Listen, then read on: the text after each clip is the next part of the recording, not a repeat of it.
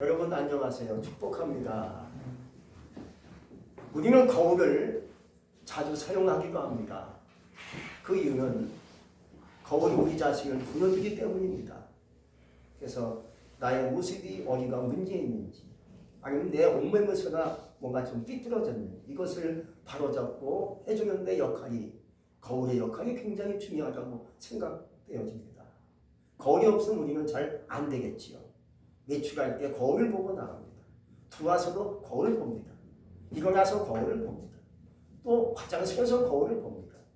머리가 잘 됐는지, 아니면 머리가 좀 흐트러졌는지, 이게 거울의 역할이 아니겠습니까? 며칠 전에 방송을 보니까 어느 여성이 나오는데, 그 여자는 성형수술을 하는데 1억이 들었대요. 그 여인은요, 이제 아가씨인데 하루 종일 거울을 본대요. 예뻐지면 가지고 하루 종일 그냥 틈만 보면 거울을 보니까 가만히 자세히 보면 눈이 한쪽이 약간 작은 것 같아. 그러면 또 수술하는 거예요, 성형을. 왼쪽이 약간 작은 것 같네. 왜 그렇지? 또 수술하고. 또 얼마 전에 코 수술을 했는데, 성형했는데 보니까 코가 좀 큰 것 같아. 또 수술하는 겁니다. 이런 식이죠. 너무나 좀 띠뚤어진 그런 모습이 아닌가 생각되어집니다. 근데 성경에 보면 말씀은 우리에게 거울이라고 얘기합니다. 말씀을 보면 나를 볼 수가 있어요. 나 자신을 볼 수가 있죠. 그래서 내 신앙이 잘못됐구나. 나의 믿음이 뭔가 부족한가. 내가 아직도 말씀을 보니까 의심이 있는 것 같아. 내가 말씀 보니까 아직도 나의 삶이 온전치 않은 것 같아. 하고 나를 고칠 수 있잖아요. 바로잡을 수 있잖아요. 그게 말씀의 거울이에요. 그래서 말씀은 보면 볼수록, 들으면 들을수록 은혜가 되고 축복이 되고 나에게 능력이 오는 줄로 믿습니다.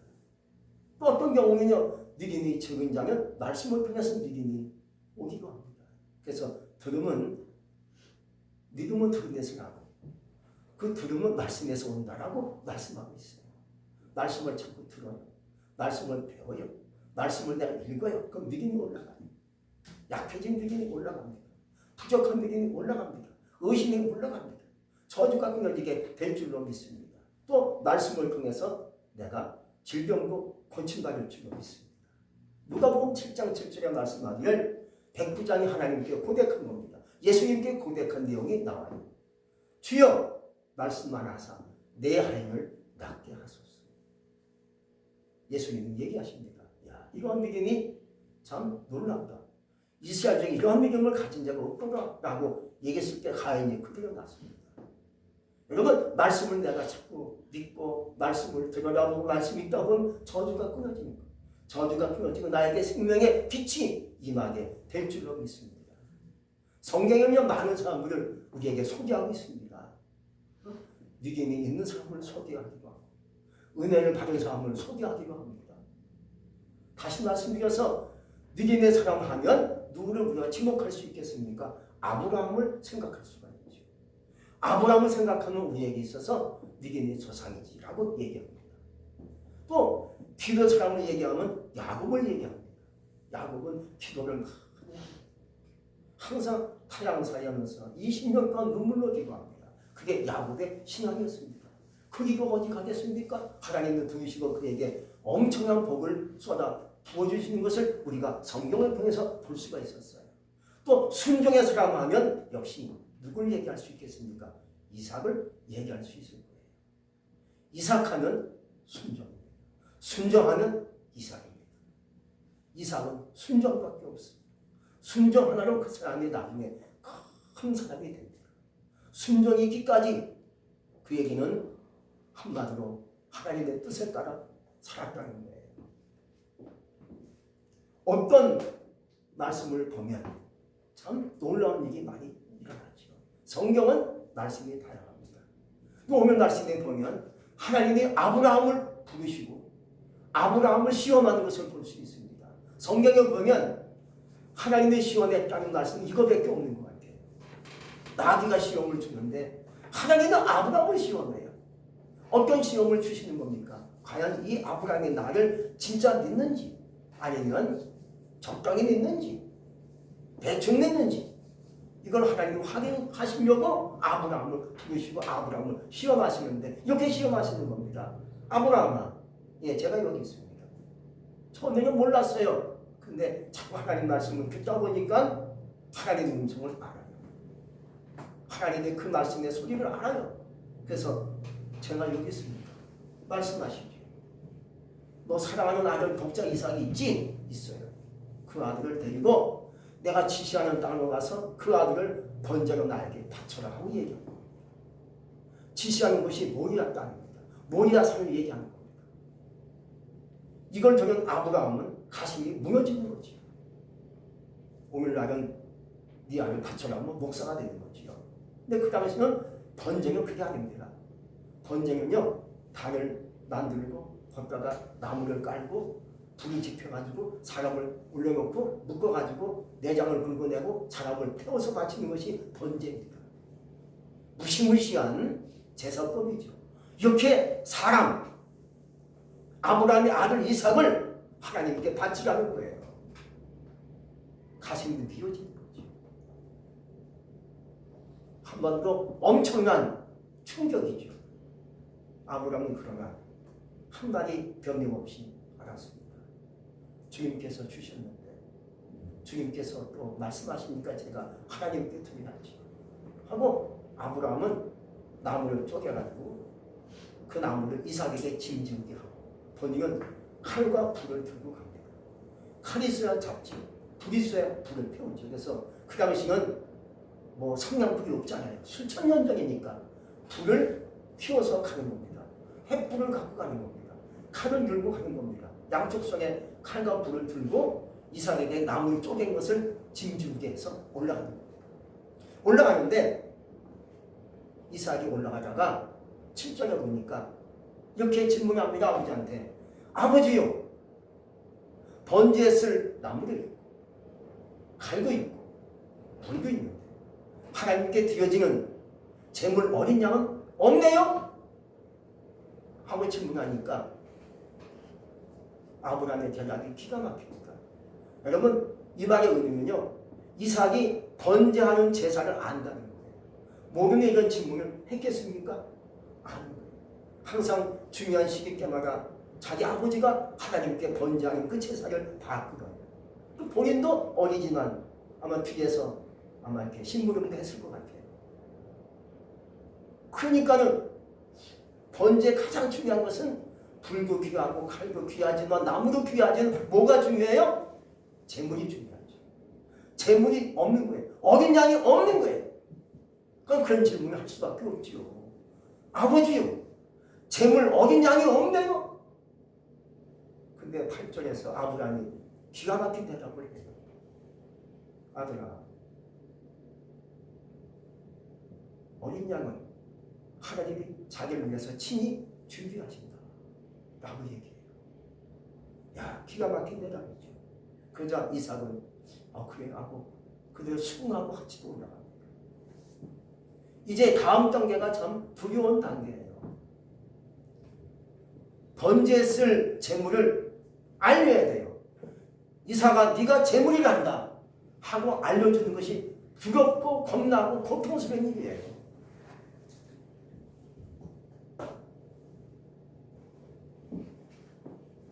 그래서 아브라함은 이런 방식을 가지고 모든 사실을 알려줍니다. 첫째, 단을 쌓고 그 다음에 단 위에 나무를 버려놓은 다음에 마지막에 이삭을 결박합니다.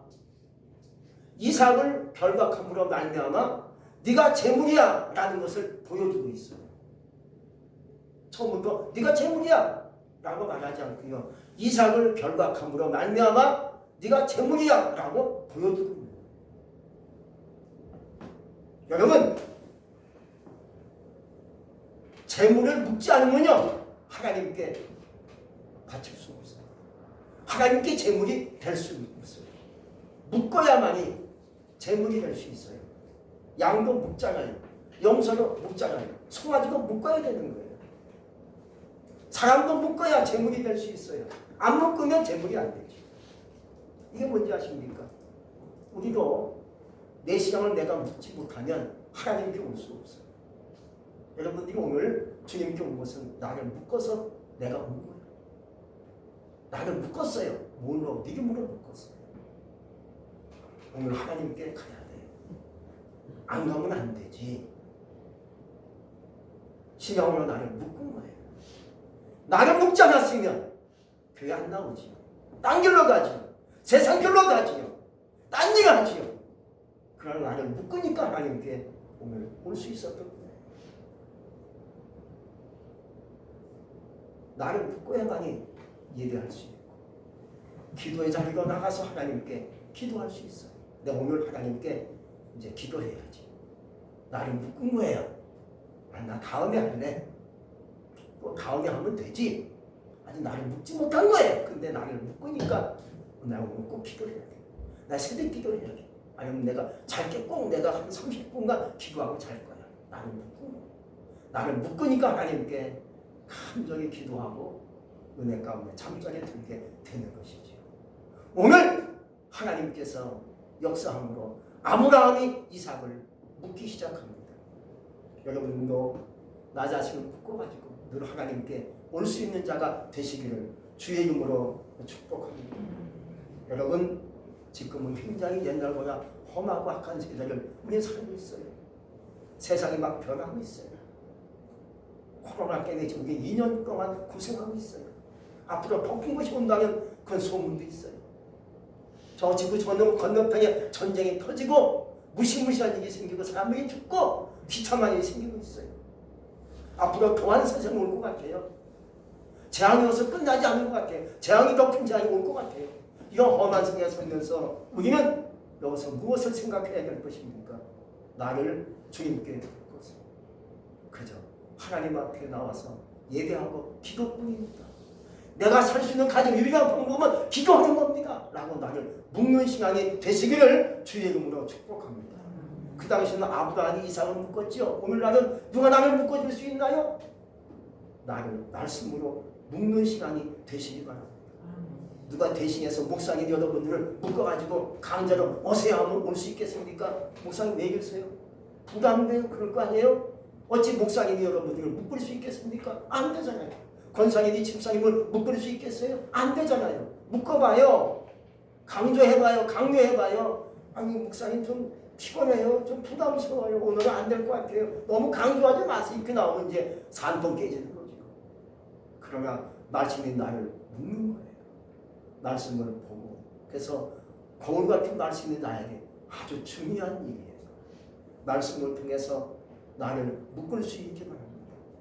이제 다시 이삭을 보겠습니다. 아버지 아브라함이 묶을 게 이삭은 반항하지 않았다는 거예요. 반항했으면 어찌 됐겠습니까? 아마 아버지와 이삭 사이에 신랑이가 생겼을 거예요. 아버지를 묶으려고 그러고 아들은 이삭은 묶으려고 하지 않고요. 반항하다 보면 욕이 나오고 또 막 험한 얘기 나오기가 싸우기도 하고 아무 그냥 때릴 수 있었을 거예요. 근데 이삭은요 묵묵히 그냥 묶는 것을 허용하고 결단하게 된 줄로 믿습니다. 그것이 어디서 왔겠습니까? 순종이었다는 거예요. 순종할 수 있었기 때문에 순종이 되니까 알았어요. 하고 묶을 때 그대로 받아들이고 묶임을 당하게 되게 한 줄로 믿습니다. 그렇다면 왜 많은 사람들이 순종이 안 될까요? 너무 순종하는 것이 많아요. 세상에 순종합니다. 사람에게 순종합니다. 상황에 따라 순종하니까 밀려갑니다. 또 밀려갑니다. 왔다 갔다 하니까 이게 안 되는 거예요. 그래서 예수 잘 믿고 하나님께 오라가리요. 힘든 상황이 생기면 오늘 안 되겠어요. 다 버리고 주님도 버리고 예배도 버리고 그 길로 가는 거예요. 왜? 순종이 안 되는 거죠.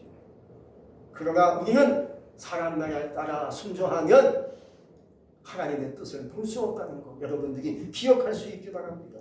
사도행전 5장 29절에서 말씀하기를 베드로와 사도들이 대답하여 이르되 사람보다 하나님께 순종하는 것이 마땅하니라 하고 얘기합니다. 우리 사람에게 순종하기보다 먼저 하나님께 순종하기 바랍니다. 상황에 따라 내 마음이 변하여 거길로 순종하기보다 하나님 말씀에 순종하기를 주의 이름으로 축복합니다. 순종이란 헬라어 그리스 말로 얘기하는 거죠. 헬라어가 그리스 말이에요.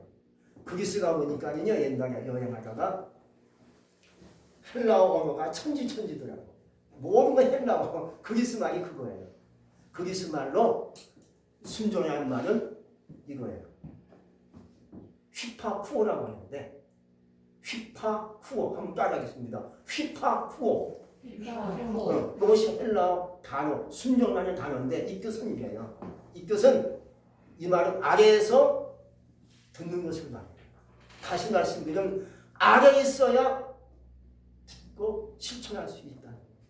내가 위에 있으면 들을 수 없다는 거예요. 순종이 안 된다는 거예요. 내가 아래에 있어야만 겸손히 하나님의 말씀을 듣고 순종할 수 있는 거예요. 이것이 순종입니다. 물은 위에서부터 내려오는 것이 법칙이죠. 그랬을 때 아래 있는 사람이 위에서 내려오는 물을 받아먹고 내가 그 물을 얻을 수 있어. 이게 법칙이에요. 위에 있으면 물을 얻을 수 없어요. 하늘에서 내려오는 물을 누가 얻을 수 있겠습니까? 아래에 있는 사람이 하늘의 물을 얻어서 구원도 축복도 얻고 능력을 얻는 줄로 있습니다. 이게 법칙이죠. 근데 사울왕은요 항상 위에만 있기를 원했습니다. 사울왕 아시죠? 이스라엘의 초대 왕이 사울, 그 다음에 두 번째가 다윗왕이에요. 이 사울왕은요 왕이 되기 전에는요 굉장히 겸손했고 항상 아래에 있기만을 원했어요. 제가 어찌 가능합니까? 좀 못해요 하고 늘 겸손했던 사람인데 왕이 되면서부터 이거 봐라 내가 왕인데 하고 위에 있기만을 원했습니다. 그러니까 하나님께서 말씀해도 그거 안 들어요. 하나님의 선물의 손질을 통해서 말씀해도요 그 말을 안 듣고요 딴짓해요. 결국 그러다 불안이 생겼어요. 은혜가 떠나고 하나님이 떠나고 말았어요. 그러나 다윗은 항상 왕이 되기 전, 왕이 된 후에도 항상 아래에 있기만 원했던 사람이 다윗이었습니다. 그 어느 날 하나님께 큰 절을 짓습니다. 자기 부하의 여자를 건드려요. 우리아라는 그 군인이 있는데 참 신실한 군인인데 나가서 이제 전장에 나가 있는데 그 부인이 밧세바야. 자기는 군대에 참전 안 하고 군권을 위해서 어깨 누각에서 걸리고 있는 저 밑에 어느 여인이 목욕하는 것을 봤어요. 아주 아름다워 보여. 그 여자가 뭐냐? 우리아의 아내 밧세바야. 그 여자를 건드립니다. 아기가 나요.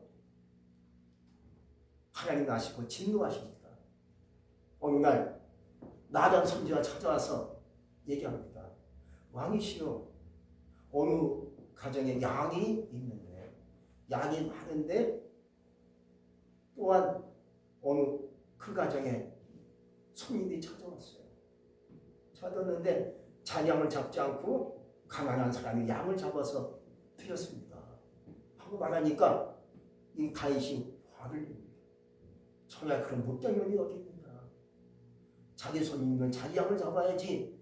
자기 양도 많은데 없는 사람, 가난한 사람이 양을 잡아서 주면 되겠느냐? 데려오거라. 내가 야단치고 내가 벌을 내리겠다. 그러니까 왕이 그런 사람이에요. 왕이 그런 죄를 진 거예요 지금. 하고 지적하니까 다윗 왕이 하나님께 엎드립니다. 얘기합니다. 내가 잘못했습니다. 내가 그런 사람인지 몰랐어요. 이게 다윗 왕의 아래에 있는 신앙이었습니다. 하나님이 다윗 왕을 용서하시고 다윗의 나라가 영원하도다 하고 말씀을 해줬습니다. 왜 내가 순종하지 못하는 것인가? 자꾸 위에 있으면 나는 이런 사람인데 교만해. 그래서 안 되는 그러나 항상 아래에 있기를 바랍니다. 이삭은 항상 아래에 있기를 원했습니다. 하나님 아래. 아버지 아래 있다 보니까 아버지가 묶어도 묶임을 당하는 겁니다. 그대로 받아들이는 겁니다. 알았습니다. 하고 묶으세요. 얘가 묶임을 당하겠습니다. 묶임을 당한 사람이 이삭이었죠. 여러분 어떤 일이 다가와도요 묵묵히 그 일을 감당할 수 있기 바랍니다. 저 못해요. 왜 나에게 고난이 왔어요? 못 살겠어요. 원망 불평하지 않기 바랍니다. 나에게 힘든 일이 찾아오고 고난이 와도 그대로 그것을 받아들여서 묵묵히 거기에 나갈 수 있기 바랍니다. 그것이 아래 있는 신앙입니다. 그러다 보면 나에게 은혜가 와요.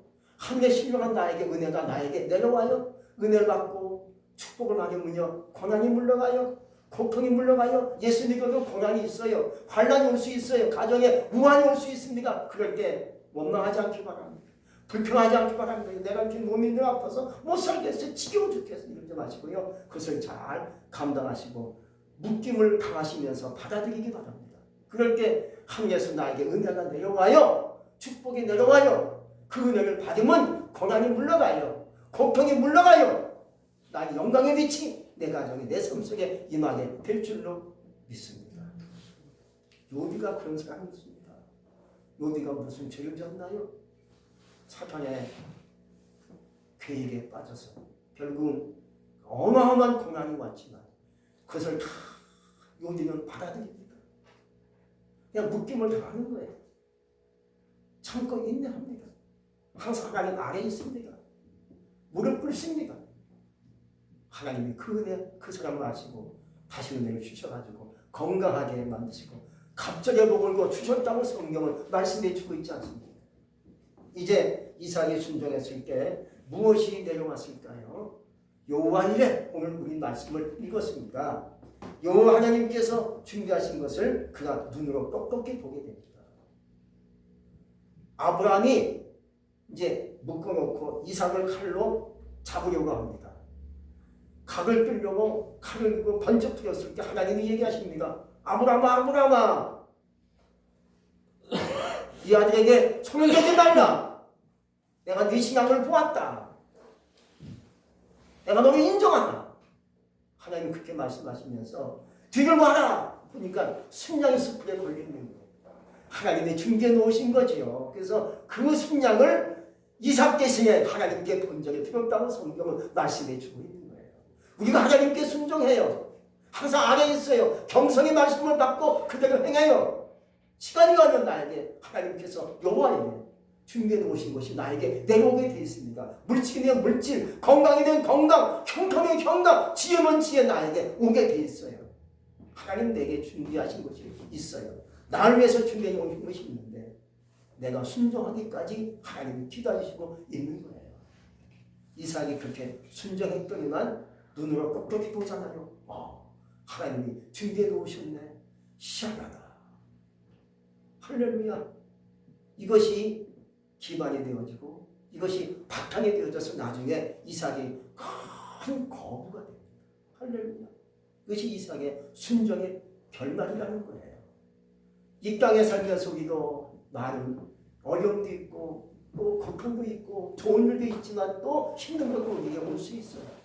그것을 다 내가 받아들이고 감사하며 사시는 가운데 항상 하나님 안에 주님 안에 있으면서 내가 말씀을 듣고 순종하겠습니다. 따르겠나이다. 나에게 말씀하세요. 여러분 그렇게 행하시는 가운데 하나님이 준비해 놓으신 그 축복의 물을, 축복의 생수를, 축복의 은혜를 여러분들이 받으실 수 있기를 주의 이름으로 축복합니다. 기도하겠습니다. 전능하신 하나님 감사합니다. 오늘도 말씀을 통해서 은혜를 주시니 진실로 감사합니다. 하나님께서 나에게 준비해 놓으신 것을 주실 때까지 하나님 우리에게 무엇을 요구하십니까? 순종의 신앙을 우리에게 원하시는 줄로 믿고 있습니다. 하나님 아버지 늘 제가 하나님 아래 앉아 있어서 하나님 말씀을 듣겠습니다. 말씀 듣고 실천하며 나가길 원합니다. 순종의 사람이 이삭과 같이 되길 원합니다. 내게 준비해 오신 것이 무엇입니까? 그것이 나에게 반드시 하나님께서 허락하실 줄로 믿습니다. 감사합니다. 순종하며 가게 하여 주옵소서. 순종하며 살게 하여 주시옵소서. 예수님 이름으로 감사하며 기도했습니다. 아멘.